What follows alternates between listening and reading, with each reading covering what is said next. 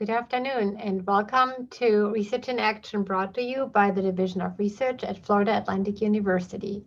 I welcome you to today's presentation. Before we get started, I want to go over a few logistical items here. We do value your questions and we ask you to please write those down. If you hover your mouse in the bottom of your screen, you do see a Q&A button there. If you push this button, a little pop-up will come up, like a little window. You can type your question there. You can type your question at any time during the presentation today. We will address the questions at the end of the presentation. If there should be more questions than we have time for, we will ask our presenter to answer those offline, and we will post those together with a recording of today's talk on our website, DOR, Division of Research, Research in Action at FAU. With that, it is my very great pleasure to introduce today's speaker, Dr. Lisa Wiese. She is an associate professor in our CE Lynn College of Nursing at FAU. And her primary research focus is actually in rural communities. But she's grounded in Boykin and Schönhofer's nursing as caring theory that discovers what matters most, which I really like. She's also a very strong advocate for student research, and today's work that she's presenting was done in collaboration with Dr. Maria Ordonez in mentoring Doctor of Nursing practice students to address what matters most to persons with dementia, and most recently, those who are isolated at home due to COVID. And I'm going to turn it over to Dr. Wiese. This work regards the use of robotic pets to improve mood and behaviors of persons with dementia. The researchers included myself, Dr. Maria Ordonez, as you heard, from the Lewis and Anne Green Memory and Wellness Center at the Christine E. Lynn College of Nursing. She is the director there, as well as holding numerous other state and national positions. We also have two student co-investigators. They are Dr. Brianna Straight-LaRose, who's actually now graduated in an advanced practice and board certified adult gerontological doctor of nursing practice. And she created the original evidence-based project, which took place face-to-face pre-COVID-19 last summer.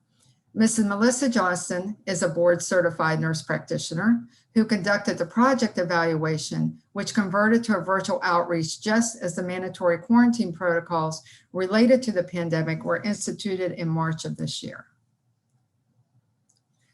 We gratefully acknowledge the support of IOTA's I chapter of Sigma International here at the Christine E. Lynn College of Nursing, who helped to fund both arms of the project. The company Ageless Innovation, whose president is Tom Cantorino, he facilitated in us receiving the robotic cats, which his company designed at a discounted cost, and also a private donor who responded to the need when the demand outweighed the supply because of the interest in the project. There were no conflicts of interest. I wanted to include a picture of the two nurse practitioners who led this initiative, and I am delighted to say that you're going to see them in person. They were able to arrange their work schedules to join us today. Dr. LaRose will first share her study as an understanding of those processes are needed before we discuss the virtual outreach. And due to the outcomes of that, we believed it was imperative to try to offer this program virtually during the COVID-19 crisis. And this effort was led by Melissa Johnston. All right, Dr. LaRose, you can go ahead. Hello. So there have been numerous studies indicating the benefits of using pet therapy with individuals who have dementia.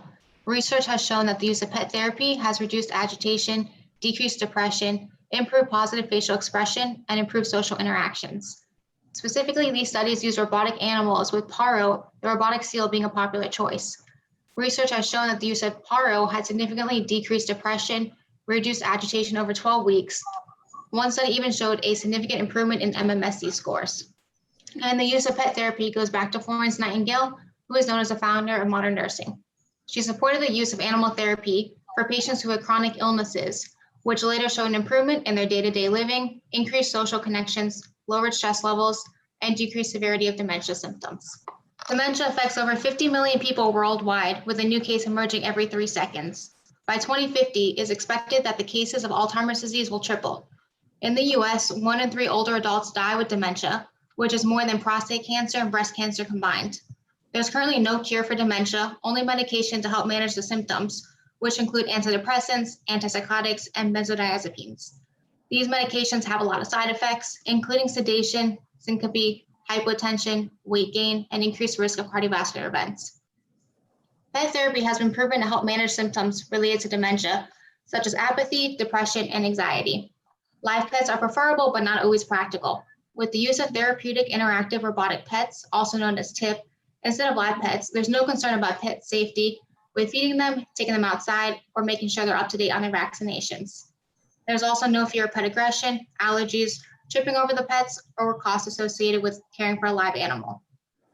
And current robotic pets include Paro, which I mentioned earlier, but it costs about $6,000 for one, whereas the cost of TIP used for this project was about $100 for each cat. This offers an affordable, safe, non-invasive method while still receiving the same benefits. And there's been lack of research regarding toy pets in adult day centers and in the home setting virtually.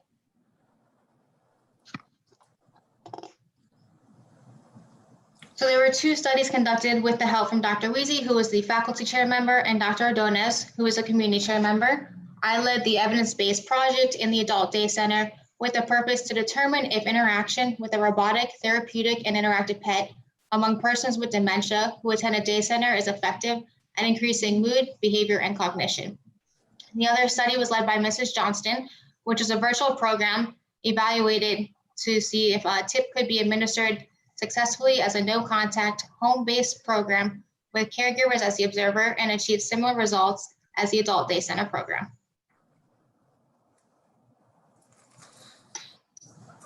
At the Lynn College of Nursing, we believe it is essential to ground our research in evidence-based practice in caring science. The student co-investigators chose Dr. Loxton's Nursing is Caring through technological competency. This model illustrates how holistic and person-centered care must still guide interactions, regardless of the extent that technology is playing in providing support to the patient.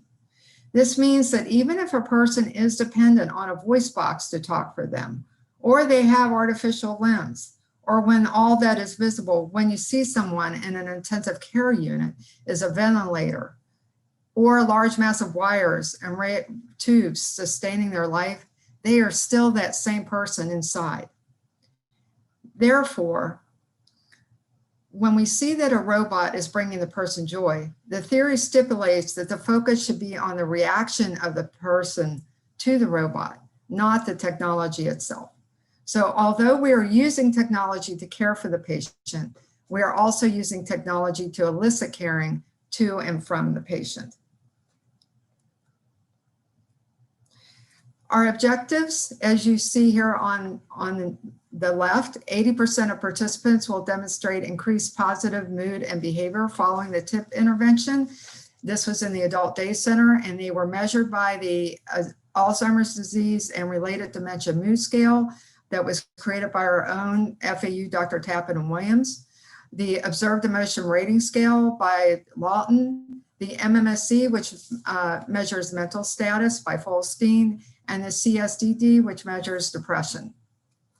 Virtually, we were really testing the process, adapting to the virtual administration through a home-based method. We did use Galvin's Quick Dementia Rating Scale, which is a wonderful survey that can be completed by the caregiver and give us a lot of good functional data about the level of ability of the person with dementia. It's a functional scale. We did conduct this by telephone and Zoom, and Ms. Johnson will be talking more about that. We did obtain, of course, informed consents, and I have to say a word about the media involvement. I have a slide here that shows what happened when our wonderful media consultants, Ms. Giselle Galusian and Ms. Christine Gobo, led a press release. It was immediately picked up by the Sun Sentinel in Fort Lauderdale. Then it led to other numerous radio and television stations across the state. And then we were hearing from people from over a dozen different regions, including California, New York, Montana, and even Canada. Many, many people contacted us wanting to be involved in this study. And that became an issue, which Melissa will talk about how we were able to manage that.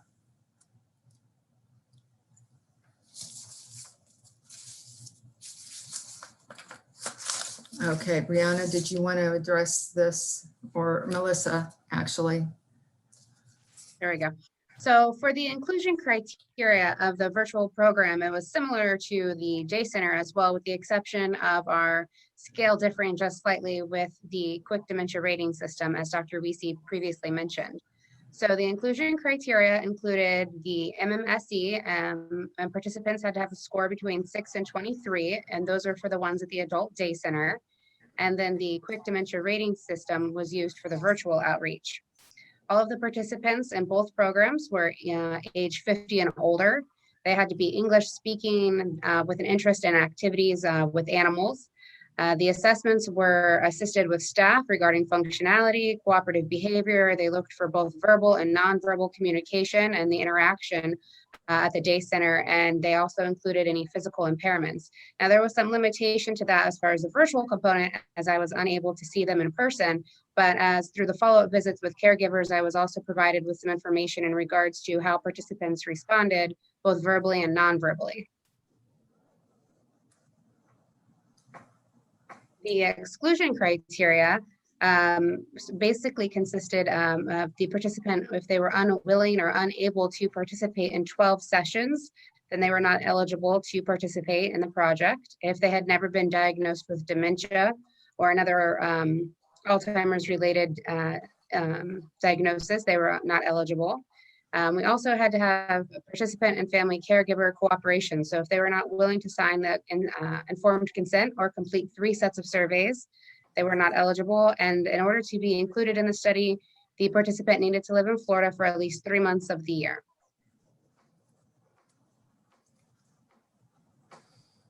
So the data analysis for both the day center and the virtual portion, the progress of both the day center attendees and the home-based older adults with dementia that participated were tracked through the project using descriptive statistics, the Pearson correlations, paired sample t-test, and repeated measures of analyses of variance. And as the virtual program is still ongoing, we don't have all the information yet, but we do have some limited data that we'll be sharing as we progress in this presentation today.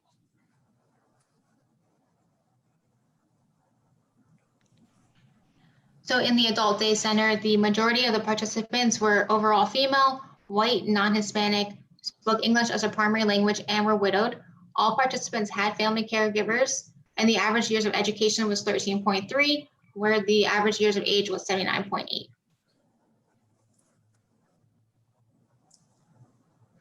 Here is a graph from the Observed Emotion Rating Scale, which uses a face scale to determine how participants are feeling, with a higher score indicating a more positive mood. So this graph shows visit 1 as baseline, and the following visits of the intervention with TIP follows. As you can see, pleasure had increased since baseline while using TIP for a 30-minute session each visit. This result was significant with a p-score equal to 0.001.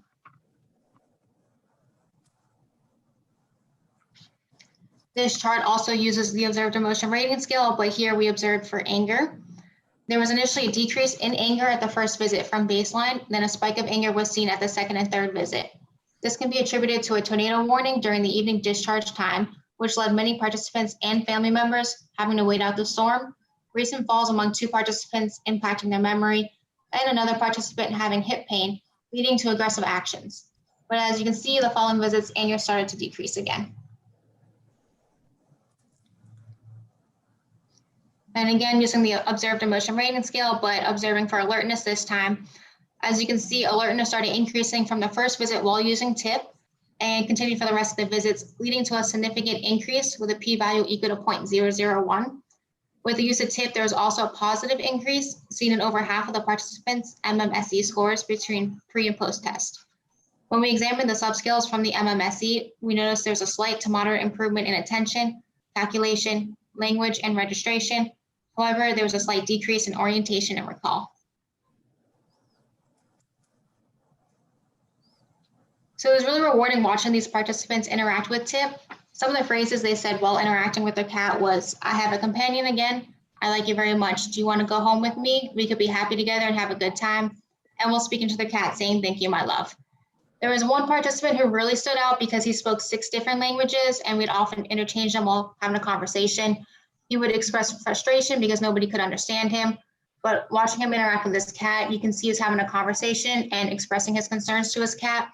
There was one day during the group activity at the Adult Day Center where he became teary-eyed and was excused to go sit in a separate room to go and talk with his cat until he himself said he felt better and was able to join the group activity again, no longer teary-eyed.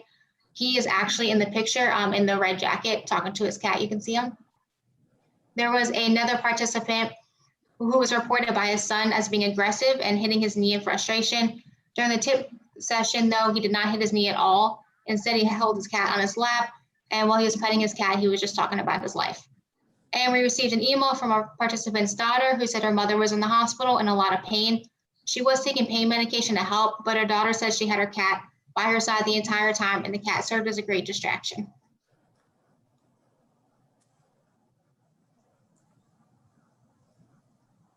So the virtual results, like I mentioned, are still ongoing as we don't have the data from all the participants. So far, 5 participants have completed the 12-week study.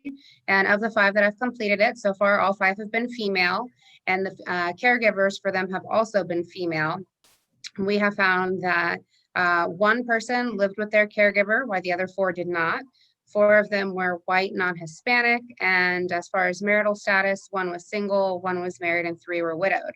The average age of the participant in the virtual program is 79 years old, while the average caregiver is about 65. And as you can see, the age ranges from 54 to 103 for our virtual participants. And the participant that started at 103 actually turned 104 September 11th. And she's doing very well at this time with her cat. So some of the post-intervention things that people said to me, the caregiver said to me, and follow-up phone calls were that the cat has brought so much love and happiness to my mother.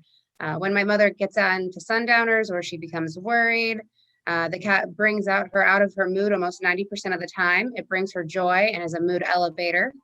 It's been a wonderful thing for Mom. It's been very, very good. We talk to the cat. Mom calls the cat JJ. Thank you, thank you. It's been wonderful.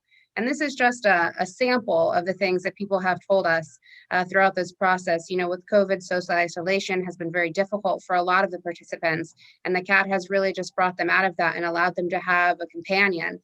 And many of the caregivers, even the ones that are still ongoing in the process, have just mentioned what joy it's brought their loved ones. So this is just a few pictures of our project participants. You see the woman in the lower right-hand corner in the blue shirt. She is probably one of my favorite stories. I spoke to her wife, who's her caregiver, on the phone, and they said after they got the cat that she was just so thrilled. They had had a cat previously, but it was too hard to keep up and take care of the cat. And the glory of the virtual pet or the robotic pet is that there's very little upkeep, as Dr. LaRose mentioned earlier. So what they did for their cat is they went to the pet store, they bought it a special pet bed that sits in the living room, and every day they feed it. And of course, at the end of the day, her caregiver does remove the food so that it's empty and ready for the next day. But it's those kind of things that give purpose and meaning to the participant's day that allows her to have more joy and purpose.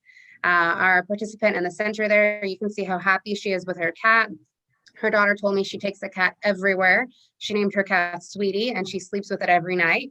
And that she just really, truly enjoys spending time with the cat. And then our participant that you see on the lower left in the floral shirt, she also stated that she loves the cat and she's taking it with her every day to the living room, sits down, they watch soap operas together. It's just someone for them to feel like they have a companion and feel a sense of belonging, which is really important when you've been isolated. This next video that we're going to show here is one of the participants. Is probably, I don't know, they're all very good stories, but this is one of my favorites where The daughter had mentioned to me that prior to COVID, her mom was going to a day center, and she was involved with different activities and was fairly outspoken and, had a good day-to-day regimen. When COVID came, isolation really was difficult, and she wasn't getting much interaction, and her verbal skills started to decline, and you could really see a difference in her mood as well. The participant's native language was German, and often in frustration, she would switch back and forth between German and English, and at times she wouldn't speak at all.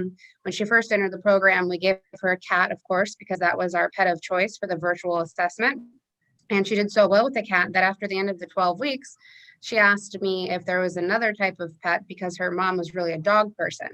So through the assistance of Elder Affairs, which I'll talk about later, we were able to get this participant a dog. And this video here is a video the daughter had sent me with her interacting with the dog. And you can just see how happy she is and how much joy it brings and how verbal she is and how wonderful this pet has been for her. So we'll play the video now for you. It's good, but don't be so low. Now,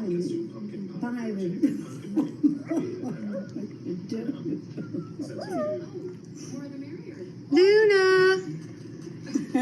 Luna! Hi, you little cutie. Yes, Luna. And then to the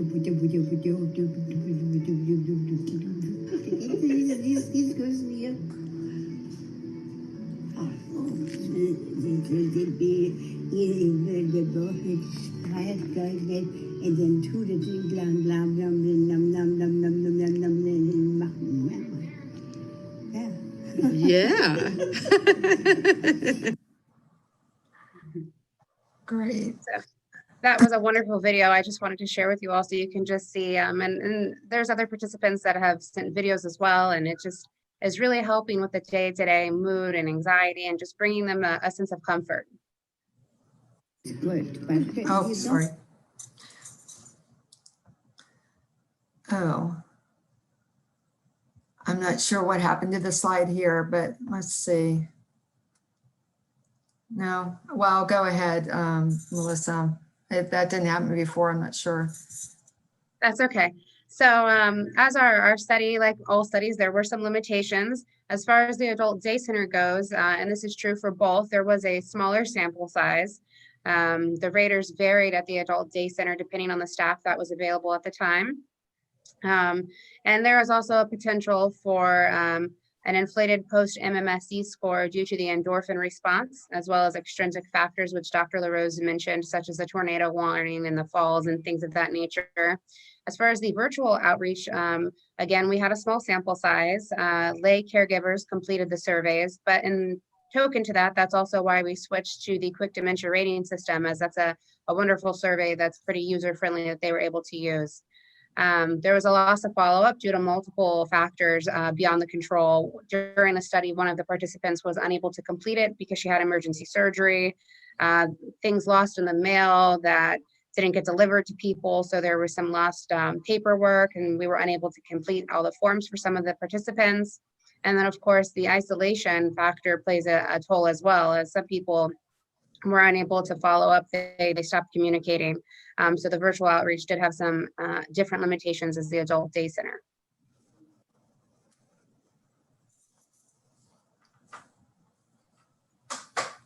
So, Dr. Wiese, do you want to do this one or do you want me to take it? Okay. So the conclusions we agreed upon were that TIP was effective at improving mood, behaviors, and cognition among the adult day center attendees. And that TIP can be an effective means for diffusing a stressful situation for both the person with dementia in both the adult day center and home settings. And TIP can be an effective means of improving quality of life for older adults with cognitive decline. So now we can open it up for questions. And we also, if you access the presentation online, we have some references posted at the end of the slide, and I can also provide them if you email me. Thank you very much for joining us. Great, thank you very much. Just as a reminder, if you have questions, please hover in the bottom of your screen there's a Q&A button there, and you can, if you push that, you can type your questions there. We're going to go through them as they come in and go as long as we have time allotted for. Thank you very much to you, Lisa, Melissa, and Brianna. Very interesting study. Now, you mentioned in one of your last slides that you had a fairly small sample size. It was a relatively small study, and also, other variables came in, like the tornado warning and potential falls. Are you planning? What are your next steps? Are you planning on a larger study, or are there other steps you're considering? That's a great question. So in the first study, we designed it to only target 12 people because it was taking place at the Memory and Wellness Center, and we worked with the amazing staff there to determine who might be interested and eligible based on their MMSE and other social factors, and also getting buy-in from the caregivers. So we actually did not want more than 12. So that's the number that we were aiming for with the virtual outreach. And we initially had, I think it was 16 people who immediately responded from the state of Florida from the first press release because of various situations. A lot of them were in nursing homes or assisted living where the caregiver could not get in to complete the surveys. We were not able to enroll them in the study. And then what happened is we did enroll 13, but as we went along, different things happened. Some of them took the CAT, didn't complete the surveys. Melissa could talk more about this. But what I was really encouraged by was Melissa mentioned earlier that the last lady that we showed the video of, that she was interested in the dog, and they were able to get one by contacting the Florida Department of Elder Affairs. That is what we were able to do to people in the state of Florida who wanted to have a pet, but they could not participate because of the limitations I mentioned. So we were able to connect them with the Florida Department of Elder Affairs, and they have all received cats. So that's, Melissa really paid a lot of attention and did a lot of work in ensuring that happened. And I'm just thrilled that there was an outlet to be able to still provide cats to those people who did not. But, we, again, a small study just gives you a glimpse of what might be possible. And, honestly, this is not my area of expertise. We've done this because the doctor of nursing practice students, Brianna Straight came up with this idea. Melissa wanted to carry it on and evaluate it further. If there's someone who wants to continue on with this work, we're more than happy to support them on their way. But for me personally, I would not be pursuing that because that's not my primary area of research. Great, thank you. Now, I think we are all very curious on what can these robotic dogs and cats actually do? I mean, how lifelike are they? So, Melissa, do you have a cat with you now? I do. I brought a cat with me today, and as far as visually, they look very lifelike, and they do have an option for them to have sound or have no sound. I did actually have one participant that's still in the 12 weeks, so they weren't included in the data. I only included the people that had finished as far as the 5 people, but there's still people that are finishing. And one of the participants really loves the cat, but her husband shared with me that she didn't like the meow and the purr. So the cats all have a feature to put it on mute. And so for that participant, they leave the cat on mute. And then the participant is able to enjoy it much more. She was worried that when the cat meowed that something was wrong. So by putting it on mute, she was still able to enjoy it. So I'm going to turn it on so you can hear it, and I'll hold it up to the screen so you guys can see it as well. And they come in different colors. This is our one here. And then there's trigger points under the chin over here. They're also voice activated. I don't know if you realized in the video with the dog, when the daughter said, Luna, Luna, the dog turned and looked at the voice. So these cats tend to be more responsive to the more talking and the more petting that occurs. And after they're on for a few minutes, the cat will raise its paw as if it's licking its paw. You can hear it purring. And they'll roll over a little bit, you know, so as you would a real cat when you rub its belly. So they're fairly lifelike, but they don't get up and they don't walk around, which in one aspect is another benefit to the cat, because it's not going to, you know, get up and walk away from the, you know, person as they're, you know, using it. So you can hear it meowing, and I'm hoping she'll roll over, so she'll maybe let you see her belly or bring her paw up, but that does take a few minutes. And the kits that come, they all come with a little brush, and you can brush the cat. And, you know, like you would a regular pet, you know, brush the fur. And several of the participants also mentioned that they had gone to pet stores, and one of them bought a cat toy and another brush. He's taking a minute here to do some tricks here for us, but this is pretty much the gist of it. And most of the participants all did think it was a real cat. There was one participant that did drop out of the virtual study as she had early onset dementia. And she did say, "This is a silly robot. I think I want the real cat." But she said, I do think it's nice. It's just, I know it's a robot, so I'm going to stick with the real cat. So it just varies as to where they are along the pathway and their disease process, to how, you know, they view the cat. So I think that as people progress further in their dementia, the cat becomes more valuable because they don't realize that it's a robot. But one participant did, and she preferred not to continue in the project. Very interesting. So those with higher dementia, they do actually recognize the robot as a true animal, as a true pet. Very interesting. A follow-up question here from one of our participants or attendees. Who designed and built the robotic animals? Brianna, would you like to come on and talk about that, since you have a close relationship with Tom? Yeah, so we actually got in contact with Tom Cantino. He works with Aegis Innovation. He's the one who actually helped supply us with the robotic cats. And they did make them, right? They designed and They designed and made them, yes. And as I mentioned before, I know there's a lot of other robotic animals out there, such as Paro, the robotic seal, which I believe was started in Japan, that offers the same thing that these cats and dogs offer, but to a higher extent, which is probably why it costs so much more money. But we had great results seen with these cats and dogs. Right. Right. We actually had a comment from one of our attendees who had seen a documentary from Japan where they used robotic animals, I guess, in a nursing home or something. Mm-hmm. Okay.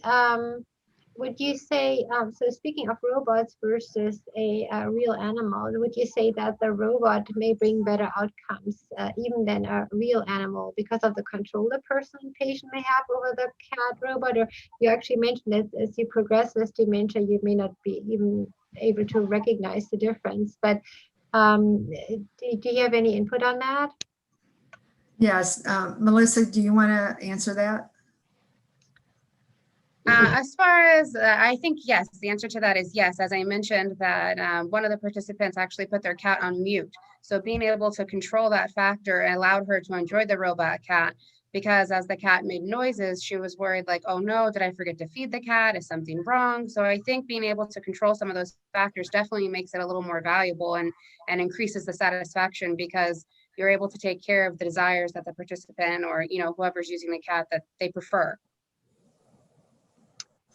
And next question, you kind of already answered, but maybe you want to go into more detail. The question is, did any of the participants resist the cat and maybe be even insulted that they were giving what they might perceive as a children's toy? Yeah, I think both Brianna and Melissa had some experience with that, but Melissa, why don't you go ahead and speak to that?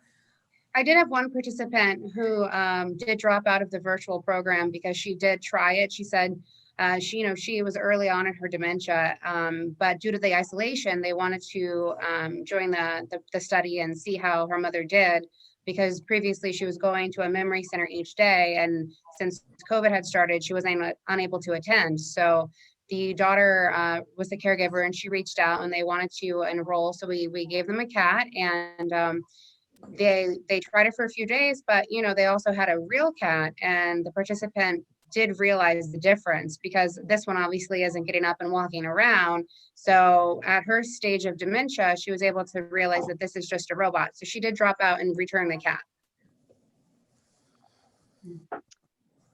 Now, you did mention earlier that there are specific advantages over the robotic cat over a normal one. Like you don't have a cat that would like to go, in front of you or between your feet or something like that. So that's of course right. a tripping hazard, right? Especially for elderly people.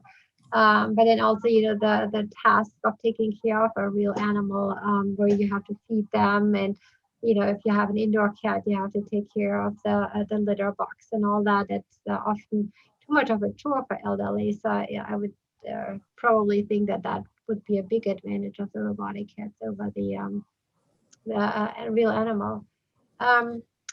Okay, we already mentioned a lot of questions here. What can the cats do? But you already kind of addressed that, right? So they don't move. They don't walk around. They can turn, I guess, and they can make noises. Correct?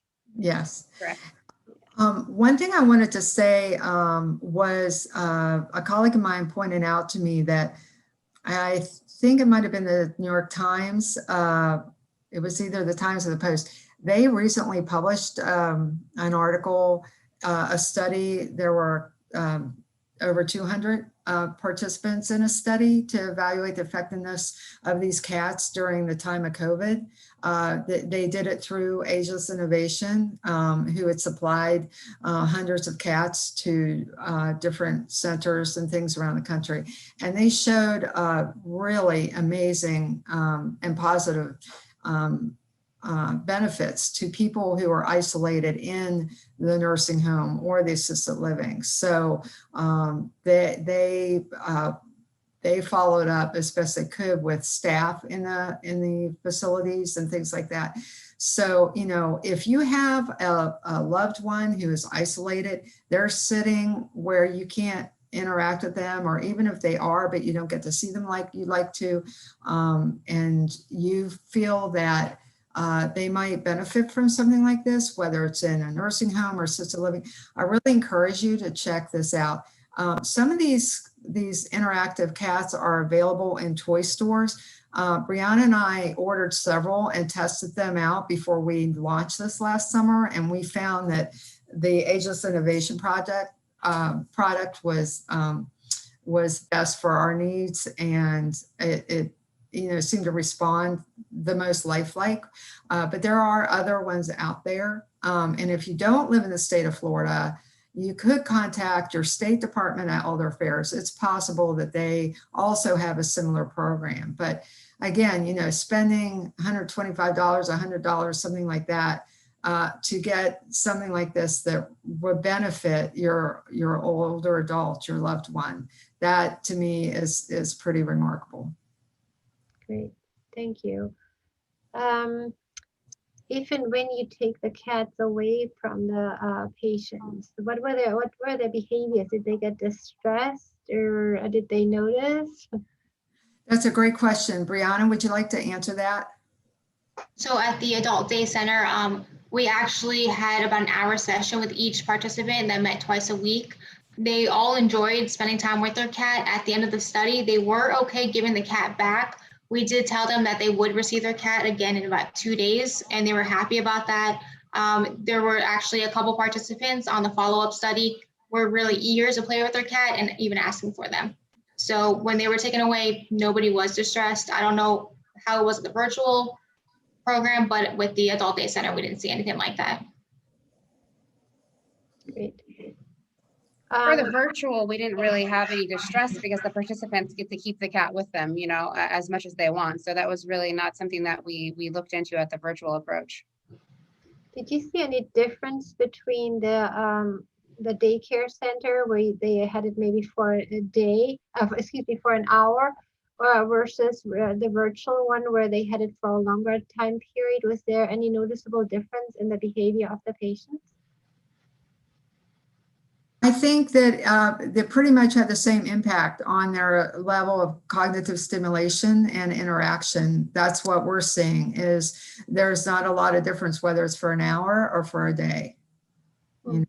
And Great. I will say that part of the, Melissa commented that, we still only have about half the data back at this point from those for the virtual research. But she has been so diligent in contacting the caregivers weekly to find out if there's issues, problems, concerns, until she knows that they're set on their way. Then she would contact them frequently, even after that, and then talk with them about the surveys. So, that was, I think, was an unexpected benefit for the caregivers, as they were plugged into a healthcare provider, who was reaching out to them and contacting them. So she often engaged in conversations with these people and really was a listening and authentic presence for them. So that was a real benefit to the virtual outreach as well. Great. Yeah. So you mentioned that, patients who are further along with their dementia, they didn't really distinguish between a real cat and the robotic cat. Now, with the caregivers that are taking care of these patients, were they given specific instructions that they should not, they should basically interact with that robotic cat as if it was a real cat or animal, or any other, were there any other instructions to the caregivers and actions related to the robot, excuse me, or any surveys that were given to the social effects? Melissa, you can answer that. So as part of the inclusion criteria, the main goal was to make sure that each participant interacted with their cat for at least a certain amount of time each day. And for Brianna, they had 12 sessions. And for me, they had to at least use it for 20 to 30 minutes, 3 times a week. So that over time, that's how you get your 12 sessions. But I found that most participants were actually using the cat daily, often most of the day. And the families never really asked if they should refer to it as robot or real, because their loved ones thought it was real. So they continued to address it as if it was a real cat, because that's what their loved ones were perceiving. And the whole point was that they thought it was a real cat, and they were, enjoying that they had that companionship. So every single participant that remained in the program viewed it as a real cat, and their families also, participated as such. I remember the one slide that had the 3 pictures. The lady in the left right, the lower right, in the blue shirt, her significant other, actually, they went to a pet store, they picked out toys. I mean, they really viewed it as a real pet, which brought the participants so much joy. And every night, I guess she gets a little anxious in the evening, so she would take the cat out of the cat bed, sit with it on her chair in the living room, and they would watch TV together. And, they would feed the cat every day. So everyone pretty much viewed it as a real pet, because that's how the participants perceived it, which I think was very helpful to them, because they viewed it as their companion. Very interesting. Okay, I have a more research-related question now. What will be the direct relationship of the robotic pets or cats with the middle range theory from Dr. Loxton's technological competency as caring in nursing? I'm happy to do that. I think I alluded to that when I was talking, but Dr. Loxton's theory talks about how regardless of the technology, the person is still a caring person inside. So, that's what you focus on. And so the principles of caring science, such as being authentically present, coming to know the person and caring for them holistically, all of those principles of caring science apply even though the person is interacting with a non-human. So the point being that even humanoid robots can be an effective tool or an extension of the nurse in providing, effective care. Great. I have one more research-related question where the individual is asking for a clarification. As your statistics showed that the number of females was 5, and the hexalingual male, he's asking how many were those, and you mentioned the Sun Sentinel report that you had also brought up, that mentions the total number of 12, and you had the 12 in your presentation as well. Could you address what was actually the number of the gender differences? Absolutely. Brianna, you want to start with yours? So at the Adult Day Center, we did have a total of 12 participants. And how many were male? We had, I believe it was close to, let me see real quick, sorry.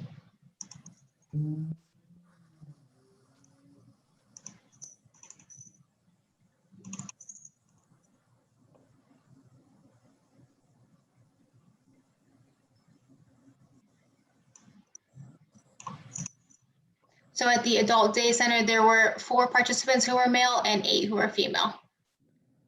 Okay, and Melissa? So far of the 5 that I completed the virtual, well, they were all female. And the reason there's only 5 for the virtual is that it's an ongoing project. It's not completed.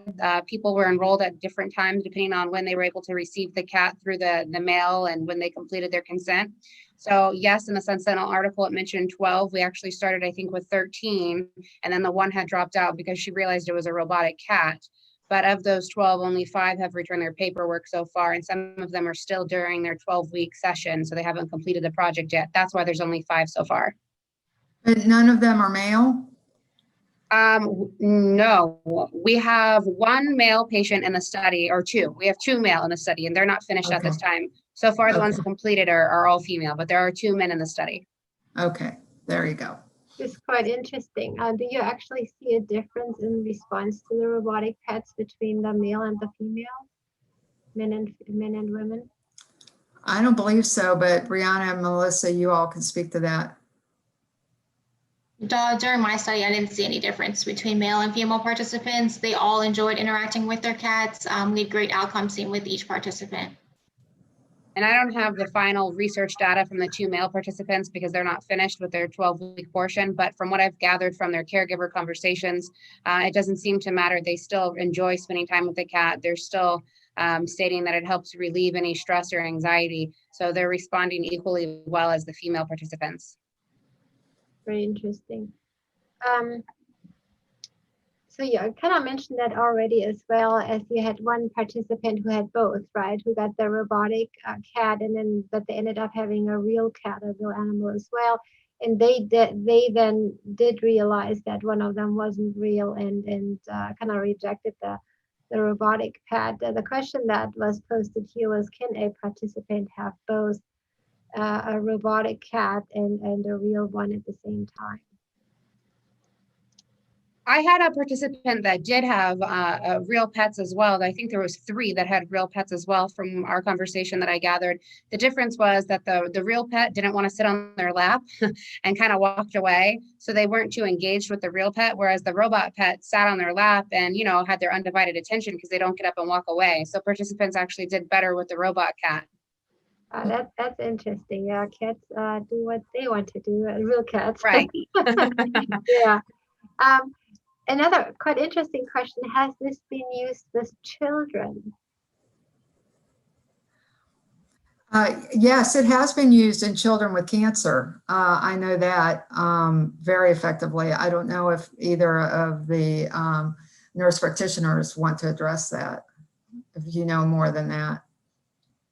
I only saw 1 pilot study when I was first looking up in my literature review where they were attempting to start studying the use of the robotic cats with children that had suffered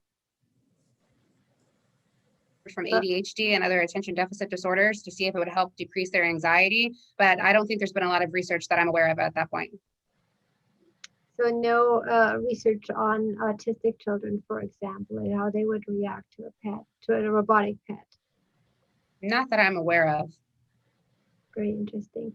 Right, one question that I think several may have as well, how can we get access to a robotic pet? You mentioned it a little bit, that maybe toy stores, right? But are there any other avenues to get a robotic pet?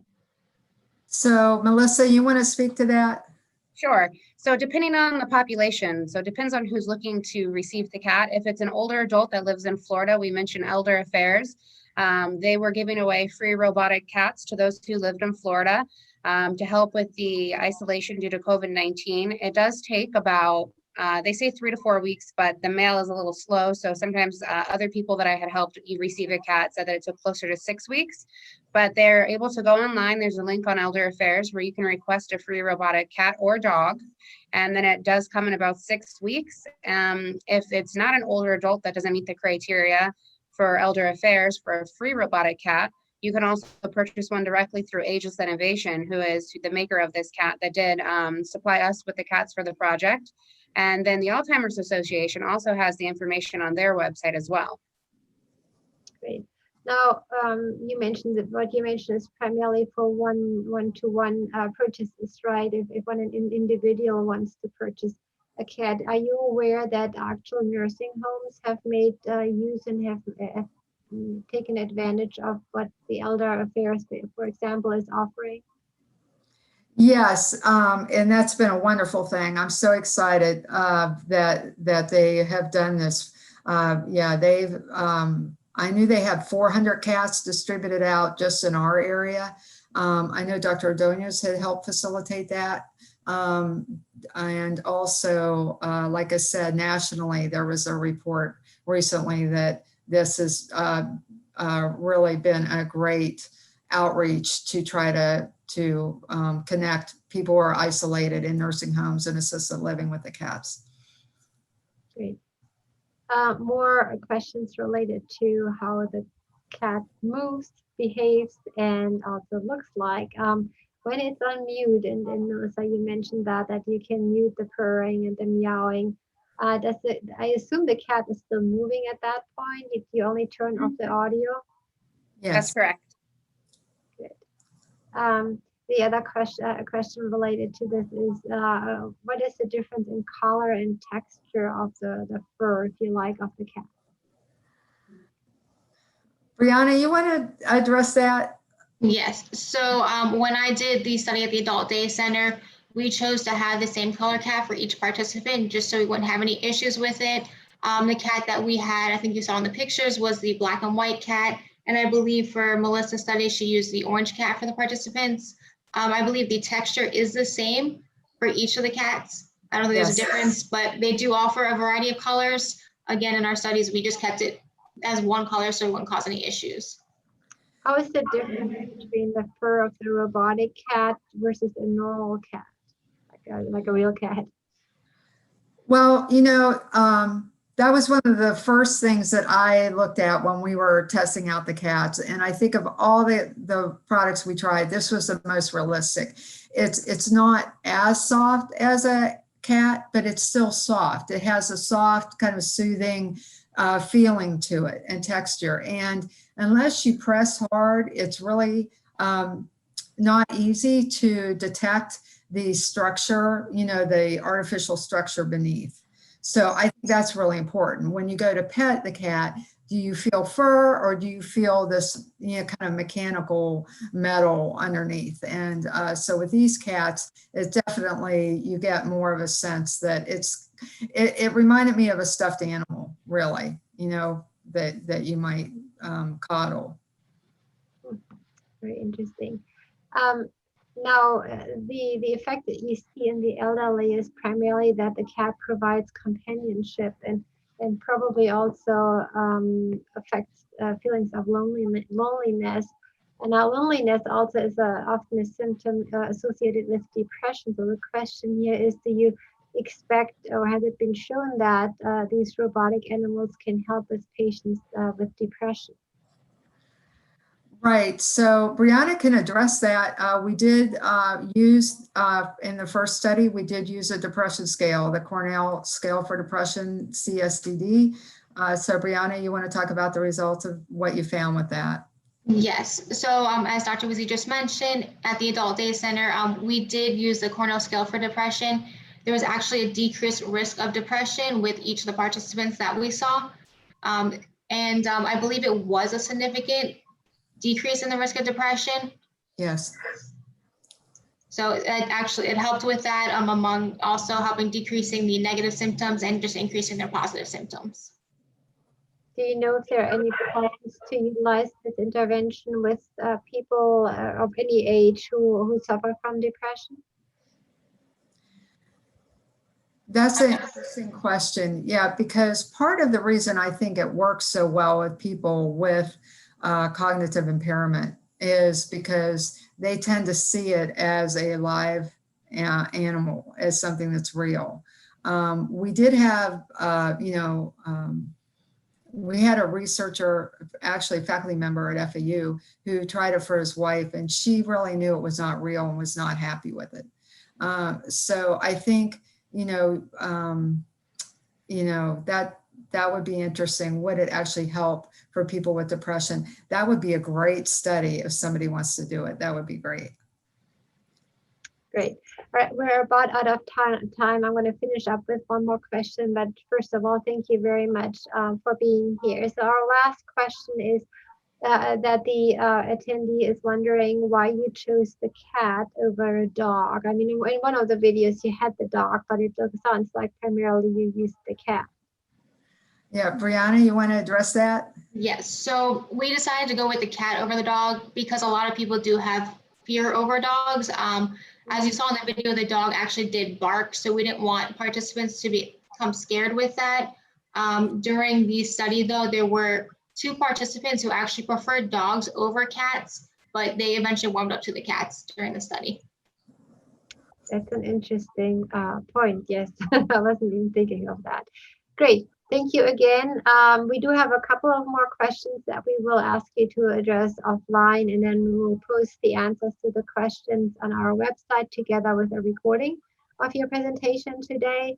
Thank you again. It was great to have you here, and we hope that we can welcome everybody on the call next week again for our next Research in Action. Thanks again. Have a wonderful day.